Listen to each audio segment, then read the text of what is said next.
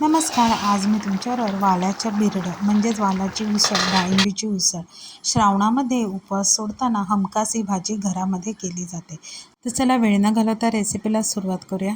आता इथे वालाची उसळ करण्यासाठी हे वाल जे आहेत ते भिजवून मोड आणलेले आहेत.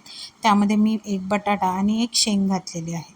फोडणीसाठी एका कढईमध्ये तेल घातलं. तेल गरम झालं की त्यामध्ये जिरं, एक मोठा कांदा बारीक चिरून घातलेला आहे. कांदा थोडा गुलाबी झाला की आलं लसूणची पेस्ट घातलेली आहे.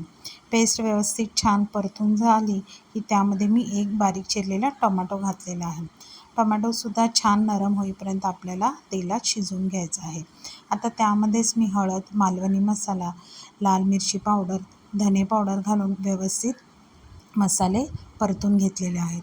आता इथे मसाले जळू नये म्हणून थोडंसं पाणी घातलं आहे आणि मसाले परतून घेतले आहेत.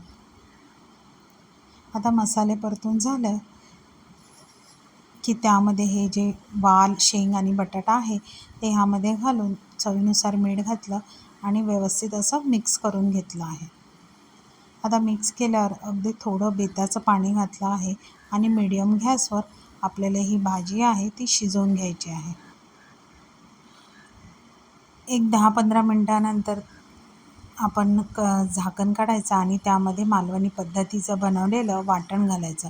आता इथे मी वाटण जवळजवळ 1 ते सव्वा चमचा एवढं घातलं आहे. वाटण घालून पुन्हा भाजी व्यवस्थित मिक्स करून घ्यायची आणि झाकण लावून पुन्हा 5 ते 7 मिनटासाठी आपण शिजू द्यायची.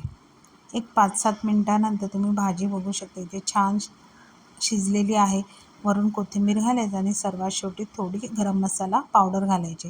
पुन्हा व्यवस्थित सगळं मिक्स करून घ्यायचं. आता तुम्ही इथे बघू शकता वाल छान शिजलेले आहेत, बटाटेसुद्धा शिजलेले आहेत. अशा प्रकारे ही झटपट अशी वालाची उसळ तयार झालेली आहे. तुम्हाला जर का ही माझी रेसिपी आवडली तर माझ्या चॅनलला नक्की फॉलो करा. थँक्यू.